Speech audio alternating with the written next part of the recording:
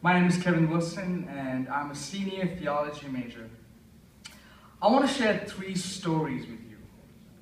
Each of them illustrates my perception of leadership during my time before Andrews, my time currently at Andrews, and my foreseeable future after Andrews, respectively.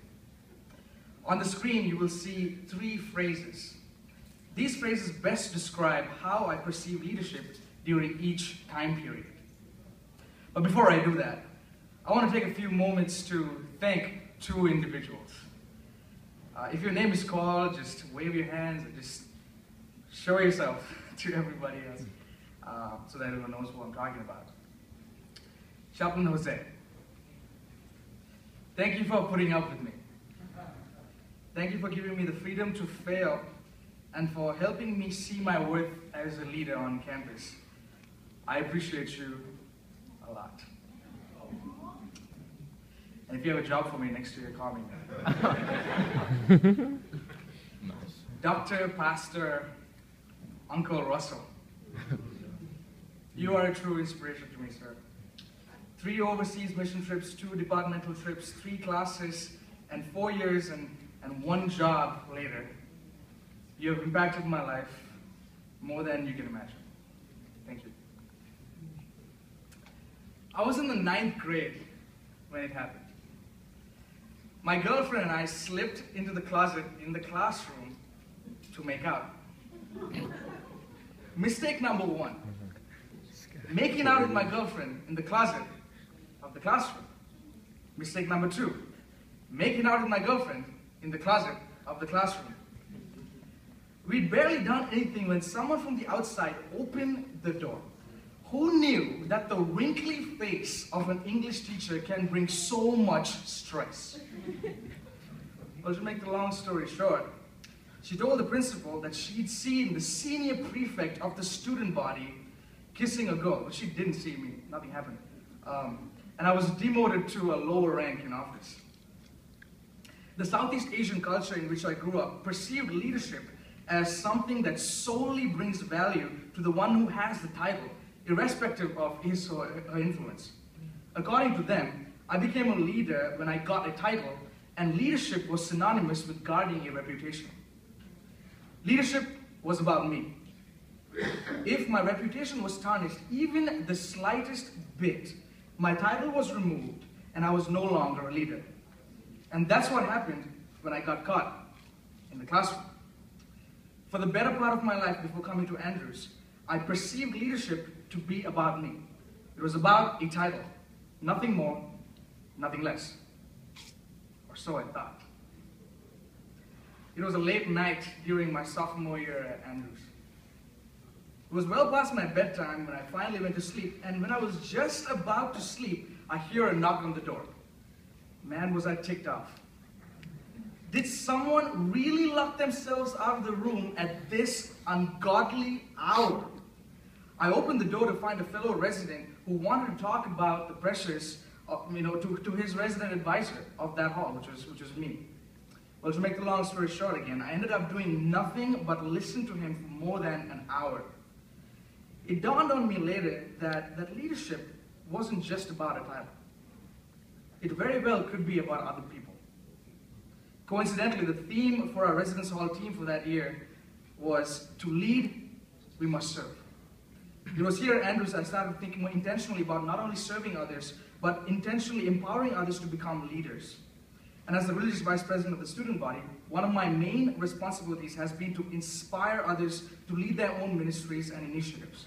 It was here at Andrews that I started to realize that leadership is much more than a title. That it's about intentional influence, as Pastor Dave puts it. It's about others.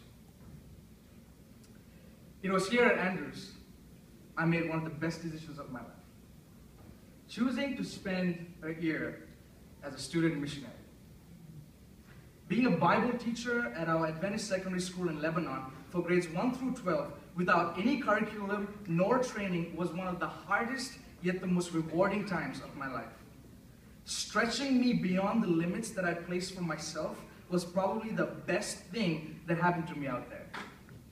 Now, I had the wonderful opportunity to go back to Lebanon during spring break, this year and see my students after more than 2 years, a privilege that only a few student missionaries get to experience. My initial change project was to create a resource manual for incoming Bible teachers who are student missionaries at that school so that they don't have to start from scratch every single year. But influenced by the conversations with the Bible teachers who are currently at the school and the administrators of the Union of the Seventh-day Adventist Church, under which Lebanon is a part of, I realized the need for a campus chaplain at the secondary school that I worked at. The day before I flew back to the States, I was able to create a detailed job description for a campus chaplain with the assistance of the principal and the Bible teachers. Upon my graduation in a few weeks, the principal, Mr. Jimmy Shafani, has requested that I consider working for him next year as the first campus chaplain the school has ever seen since 1956. I'll call her Sally. When Sally found out that I was coming to Lebanon, she was ecstatic. When we first met 2 years ago, Sally had been invited to church by a friend who happened to be one of my students in Sabbath school. Now you see, Sally considered herself an agnostic.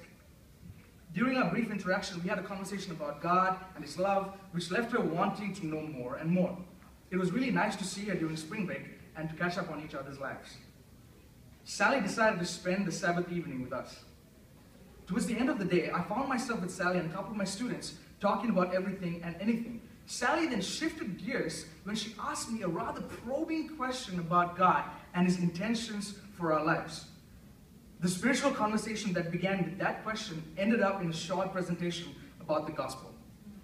Sally and the others were spellbound.